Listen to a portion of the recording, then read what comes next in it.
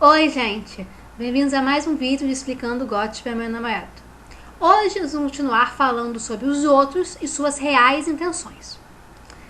Bem, se essa teoria da qual eu estou falando desde a primeira parte tiver realmente um fundo de veracidade, isso significa que os Stark, enquanto casa reinante do Norte, eram não apenas aliados aos outros, como também essa aliança ela foi selada por um casamento ou casamentos.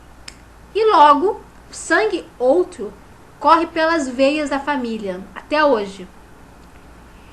Então, nesse sentido, se você pensar sobre as reflexões da Catelyn sobre o lema da casa Stark, bem, antes de falar sobre isso, eu acho melhor ler essas tais reflexões. As palavras provocaram-lhe um arrepio, como sempre. O lema Stark. Todas as casas nobres tinham o seu.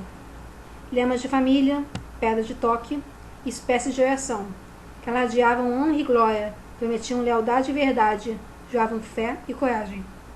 Todas menos as do Stark. O inverno está chegando, diziam as palavras Stark. Refletiu sobre como aqueles nortenhos eram um povo estranho, e já não era a primeira vez que o fazia. Bem, com todo respeito a Catelyn, que viveu grande parte da sua vida no norte, tem como marido o senhor nortenho e teve várias crianças nortenhas, obviamente sabe muito daquela região e até compreende um pouco. Ela é basicamente sulista, né? Ela nasceu e cresceu na região fluvial. Então, ela não realmente pode compreender as prioridades daquele povo estrangeiro que são de fato os nortenhos. Então nesse sentido,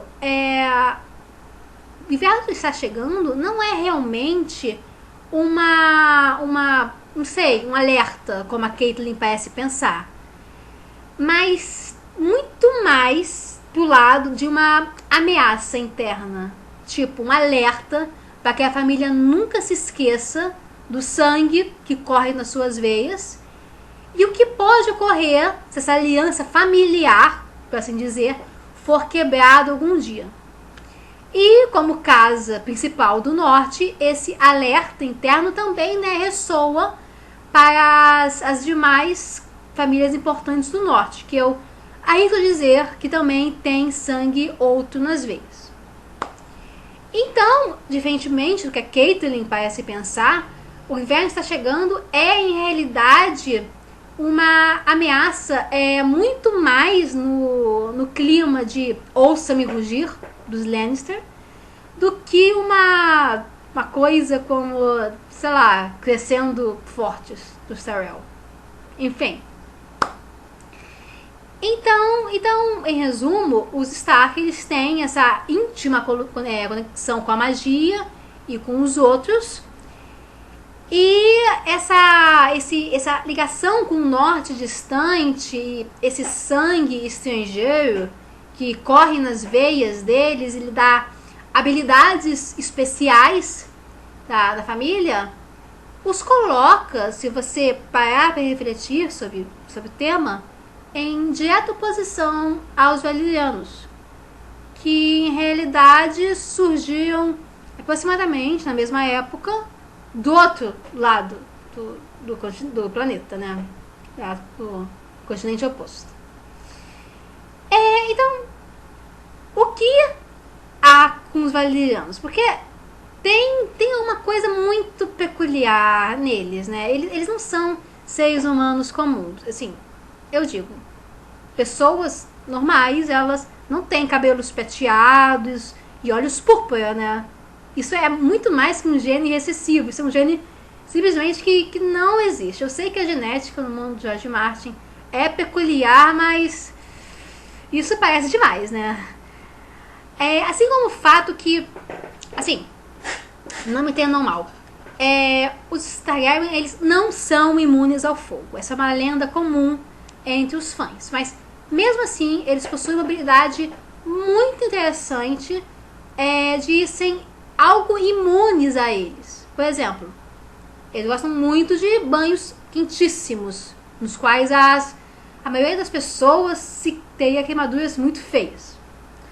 E isso me lembra da habilidade de alguns Stark de não sentir extremo frio quando dorme em Winterfell sem cobertas, totalmente nu, né? Que nem o Ned fez no primeiro capítulo da série. Mas é claro, se eles forem ao exterior e não tiverem proteção, eles ainda assim congelarão até a morte, claro. Enfim, a gente não pode esquecer, é claro, da conexão especial dos Valyrianos, as classes dirigentes deles, ao menos, com os dragões, que parece ser algo mesmo genético, o que explicaria o constante incesto da família, que é para manter essa habilidade entre eles. Então nós temos Stark e Targaryen, essas duas famílias mágicas com habilidades especiais e com um sangue estrangeiro que corre pelas veias. Dos Stark a gente sabe que é os outros, mas os Targaryen a gente não tem de fato como fazer essa coisa não ser um palpite muito distante, né? De que forma, eles têm essas linhagens que datam de séculos, milênios até, né? Mas por que apenas agora tem algo acontecendo? Porque só nesse momento essa guerra imensa está se armando. Bem, no sentido que os outros eles estão prontos para a batalha, né? O lado do gelo está ali pronto para guerrear. É de presumir que o seu lado oposto, o lado do fogo, também está pronto, né? E a gente pode realmente ter uma certeza disso com o renascimento dos dragões. Mas tá aí. A maioria das teorias, elas traçam o momento do retorno da magia ou com o retorno dos outros ou com o retorno dos dragões. Só que ambos esses efeitos, esses renascimentos, eles são, na verdade, consequências. Ocorreu uma causa anterior que, na verdade, deu start, nos motivou, né? Eu falei na última parte que a gente não sabe qual é a velocidade dos outros para se armar, né, para a guerra. Mas mesmo considerando que eles têm uma noção de tempo muito distinta dos humanos e que na verdade para eles a coisa passa totalmente diferente, é de se pensar que eles acelerariam seus preparativos se eles percebessem que o outro lado está ficando mais forte, né? E acontece que nesse momento da história muitas crianças estão nascendo de repente ao mesmo tempo com habilidades especiais, né, que poderiam ser utilizados pelo lado do fogo, né, a perspectiva dos outros. Mas por quê? Por que isso está acontecendo agora? Acontece que tudo tem realmente um ponto de partida. E esse ponto de partida é o Rhaegar. Logo a gente tem que falar um pouquinho sobre ele.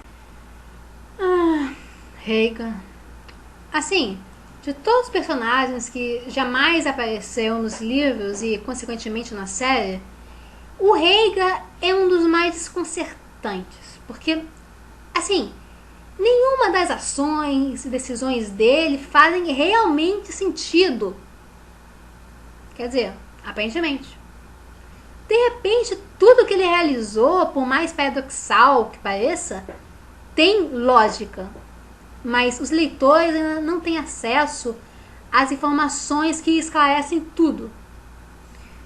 Então, nesse sentido, de repente, o Rhaegar, ele não foi só um cara que, por luxúria pessoal, foi lá, sequestrou uma mulher e começou uma guerra com metade do mundo. Não. Talvez, na verdade, o Rhaegar seja um herói que possibilitou as condições pelas quais a raça humana vai ser salva, no fim das contas. Mas vamos por partes. O Rhaegar, ele era o primogênito do Aerys II com sua rainha barra irmã, a Raela. E desde pequeno ele mostrava uma tendência que os cidadãos modernos poderiam chamar de nerd. Assim, ele lia o dia todo, adorava escrever, ele é músico, ele enfim, nerd. Vocês sabem, né? De que forma? Aí tava lá nessa existência feliz, quando, do nada, ele decidiu virar um guerreiro. Barristan conta essa história para Dany. Quando criança, o príncipe de Pedra do Dragão é extraordinariamente dado à leitura. Começou a ler tão cedo que os homens diziam que a rainha Raela devia ter engolido alguns livros e uma novela enquanto ele estava em seu ventre. Rhaegar não tinha nenhum interesse pelas brincadeiras das outras crianças. Os mestres ficavam assombrados com sua inteligência, mas os cavaleiros do pai tocavam gracejos amargos sobre Baelor, o abençoado, ter nascido. Até que um dia, o bispo rei contou algo em seus pergaminhos que o mudou. Ninguém sabe o que pode ter sido. Só se sabe que o garoto apareceu no pátio uma manhã, no momento em que os cavaleiros vestiam as armaduras. Foi direto sobre Lyandarry, o mestre das armas, e disse: "Foi precisar de uma espada e uma armadura. Parece que tem de ser um guerreiro." Essa última frase é extremamente elucidativa. O Rhaegar não queria ser um guerreiro. Ele queria ser CDF. Ele queria continuar lendo lá, mergulhado na biblioteca. Mas ele não podia. E não podia por quê? Porque ele tinha um destino. Segundo o Mr. Aemon, parente dele na muralha, o Rhaegar ele achou por muito tempo que ele era o príncipe prometido. Provavelmente o Rhaegar achava que em determinado momento da sua vida ele ia ir lá pro norte e deter a invasão dos outros. Mas, eventualmente, ele percebeu que estava errado. Ainda segundo o Mr. Aemon, ele, no momento, percebeu que não é ele que era o príncipe prometido, é o filho dele, o Aegon. Mas eu acho que talvez esses dois momentos sejam aproximados demais. O que pode ter acontecido? O Rhaegar notar, eventualmente, que a ele próprio faltava uma coisa importantíssima para deter os outros em batalha mano a mano. E o que é essa coisa importantíssima? Armas decentes. Ao Rhaegar faltava um dragão. Mas, assim, o que poderia ser feito? Porque gerações de incesto de Targaryen não tinham conseguido produzir um descendente que fosse capaz de chocar um ovo de dragão e montá-lo, né? E o Rhaegar claramente não tinha tais habilidades. O que ele ia fazer? Bem, ele tinha que tentar providenciar.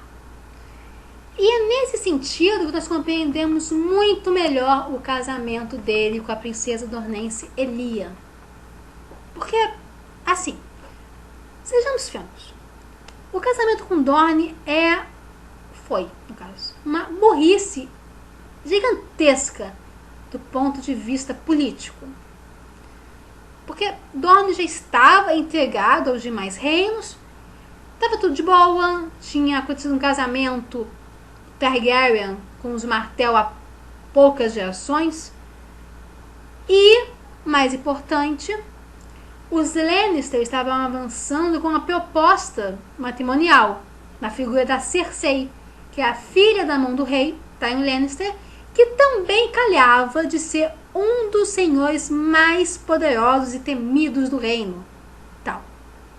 Mesmo que o pai do Rhaegar, o Aerys, ele tivesse suas razões pessoais para não querer essa união, o Rhaegar poderia ter, não sei, tentado casar com a Cersei para o bem do continente, né? Mas ele nem tentou. Assim, a Cersei claramente não é indiferente a ele, então não foi esse o motivo. parecia gostar muito da esposa, como o Barristan conta pra gente. A princesa Elia era uma boa mulher. Era gentil e inteligente, com um coração manso e uma sagacidade doce. Sei que o príncipe tinha muita afeição por ela. Como a própria Dany, a quem ele conta isso, pensa, a palavra afeição diz horrores. O Rhaegar não amava Elia, ele respeitava ela, gostava dela, ela é a mãe dos filhos dele, ele não amava ela. Então, por que o casamento se realizou em primeiro lugar?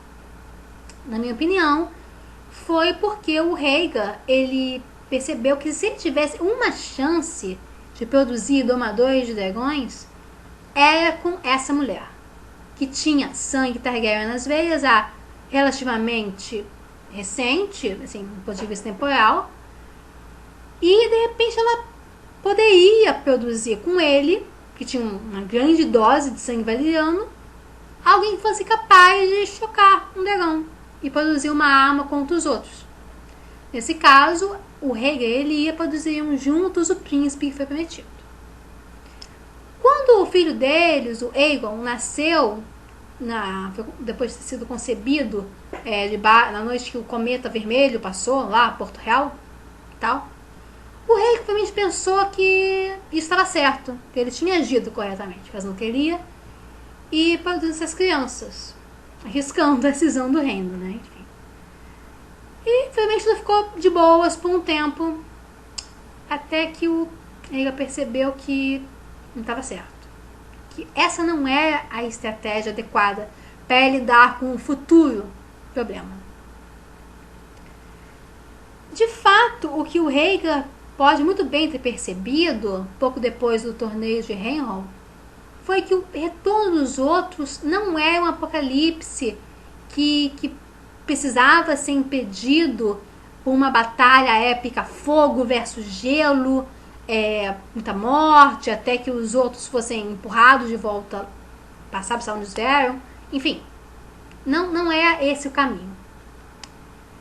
O que o príncipe pode ter notado, depois de um tempo, é que só havia uma forma para preservar a raça humana. E essa forma seria com uma união entre o fogo e o gelo. Um tratado remanejado, por assim dizer, do primeiro conflito Outros versus os humanos. E nesse ponto de vista, a gente compreende muito melhor, é claro, todos os eventos misteriosos que cercam ele, a Lyanna e futuramente o pequeno Jon. E parece que essa perspectiva diferenciada do Rhaegar pode no final ser muito importante para a própria sobrevivência da raça humana no confronto que se aproxima com os outros. Porque assim, não há realmente motivo para que os outros sejam misericordiosos com os humanos, porque se for visto na perspectiva deles, os humanos eles simplesmente não são confiáveis. É assim, no sentido que, eles estão invadindo o território alheio, e o 2, que é mais grave ainda, eles estão ameaçando destruir o próprio mundo, né? Quando eles brincam com magias de fogo, no caso, representado pela Dany e os seus dragões. Assim, a aniquilação da raça humana não seria movida por maldade pura, por malícia. Não. Diferentemente das motivações de, por exemplo, os orcs do Tolkien, as ações dos outros elas seriam muito mais movidas por um instinto de sobrevivência. Porque ou eles aniquilam os homens, ou os homens aniquilam o mundo. Não há muito meio termo. E é aí que entra a importância do Jon. Porque ele une numa só pessoa o sangue de domadores de dragões, pelo lado paterno, os Targaryen, e o sangue dos outros, pelo lado materno, os Stark. Então, nesse sentido, a gente compreende melhor o próprio propósito dele e o motivo de suas habilidades, que, aliás, podem ter muito bem possibilitado os dons de seus irmãos, né? Mas, enfim, sabemos. De que forma, a ideia que o Jon sozinho poderia, armado de uma espada flamejante, de um dragão, sei lá, derrotar um exército de outro sozinho é meio visível. Ela não tem muito espaço nesse mundo. Mas o que se encaixa muito mais é ele, juntamente com seus irmãos Arya, Bran e Rickon, poder agir como um diplomata para tentar impedir ou terminar esse conflito entre os outros e os humanos. Então, nesse sentido, as habilidades que lhe foram dadas não foi só, sim, para eles serem guerreiros, para lutar por uns lados, mas sim para eles serem agentes da paz. E bem, se a história está certa, o conflito entre os outros humanos não é muito diferente dos demais conflitos da história, né? Se ele vier de fato a ocorrer, não foi impedido antes pela intervenção do Jon e de seus primos /irmãos, haverá provavelmente pactos prévios, haverá disputas, haverá traições, mas no final haverá um acordo, haverá paz. Então, nesse sentido, a gente não pode compreender esse conflito só como a batalha épica entre a força dos homens e a força dos outros, que termina no fim de um dos lados. Como eu disse, não se encaixa na história como ela tem sido contada até agora pelo autor, né? Mas como a história vai terminar? Exatamente como terminou o primeiro conflito. Num acordo, talvez não muito agradável para um ou ambos os lados, mas de um acordo que vai ser feito pelo Jon com a ajuda dos seus primos /irmãos. Após, quem sabe, uma grande vitória em cima das forças do fogo, que no caso seriam lideradas pela Daenerys. Talvez até mesmo nessa vitória os outros estarão aliados aos homens para impedir essa grande ameaça representada pelos dragões, após o qual eles retornarão ao norte novamente, satisfeitos com um novo acordo com os homens. No sentido do acordo entre as forças do gelo e as forças do fogo, devemos lembrar a visão da Dany na Casa dos Imortais, onde ela vê essa flor azul nascendo na muralha. Embora, obviamente, sugerindo que um filho da Lyanna está presente na muralha, ela também sugere que a linha Stark renascerá na muralha.